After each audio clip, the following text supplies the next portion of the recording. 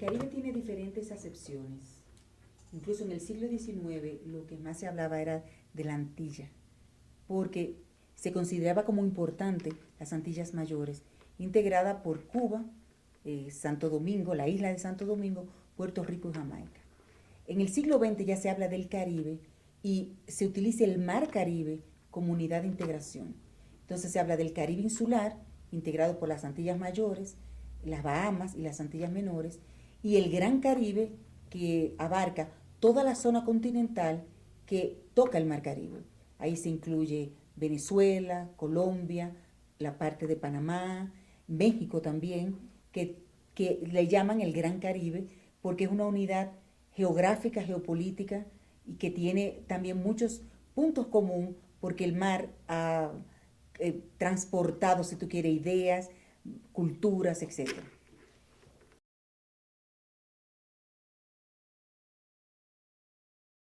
El Caribe es una unidad multiétnica, multicultural, multilingüística.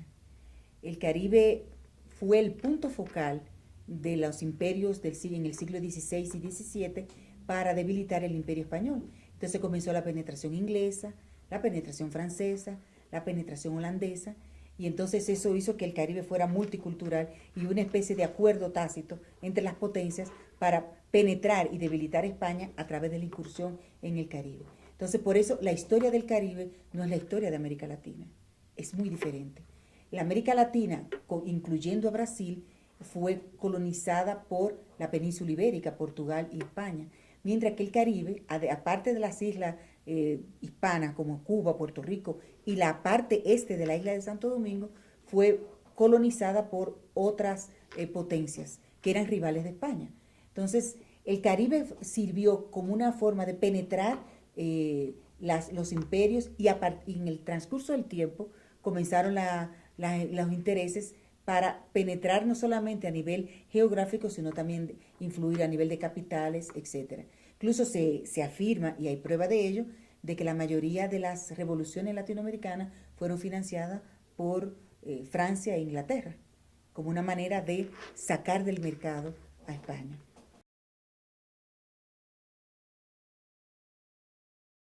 Si tú lo ves en términos culturales, la proximidad con el mar y el hecho de que las islas, sobre todo las Antillas Menores, Bahamas y las Antillas Mayores, estén tan conectadas geográficamente, hace que haya un flujo cultural muy semejante. Tú te vas, por ejemplo, a un Caribe francés y es como si tú fueras a una parte norte de República Dominicana, donde existe la arquitectura victoriana que predomina en esas zonas y existe también el clima, pero también la cultura gastronómica, la pintura se parece mucho, el uso del color, por ejemplo. Sin embargo, hay otras tradiciones que son muy diferentes.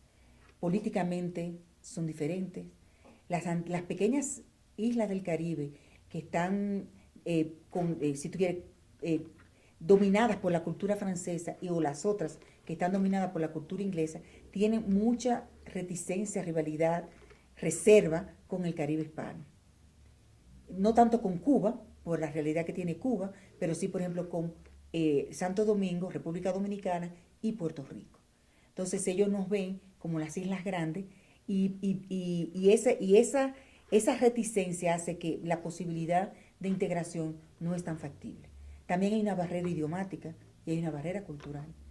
Eh, Hay una barrera cultural que se refleja en la educación, en la manera de pensar en muchísimas cosas, porque fuimos colonia de diferentes potencias.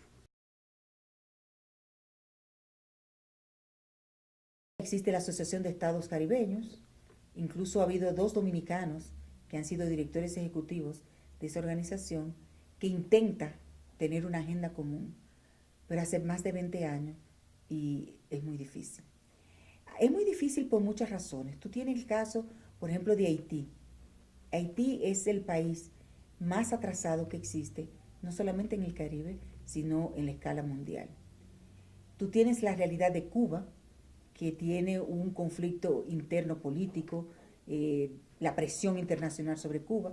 Tú tienes Puerto Rico con una crisis de identidad porque hay un grupo que quiere ser el 51 estado norteamericano y otro que quiere independencia, pero la mayoría pretende mantener el modelo de Muñoz Marín.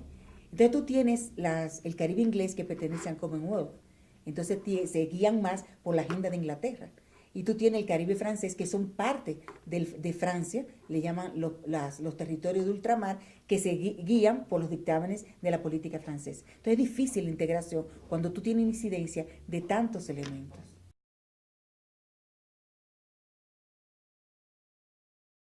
Primero, antes del siglo XIX, durante el proceso de conquista y colonización, las islas del Caribe, Cuba, Santo Domingo, la isla de Hispaniola y Puerto Rico sirvieron de trampolín a los españoles para ir a México, para ir a Venezuela, hacer la conquista de la Gran Tierra.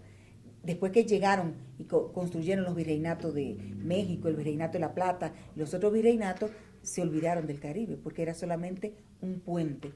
Y por eso fue fácil la penetración de las otras potencias en el Caribe. A partir del siglo XIX, la geopolítica del Caribe cambia y España vuelve a rescatar el Caribe porque había perdido sus territorios continentales. Y entonces vuelve la mirada hacia el Caribe. Cuba todavía le quedaba, pero ya estaba en crisis. Y la República Dominicana, después de haberse independizado, toca las puertas de Nueva España para hacer colonia. Y por eso rescatan el Caribe. Pero un Caribe solamente porque era la manera de estar cerca del territorio perdido a nivel continental.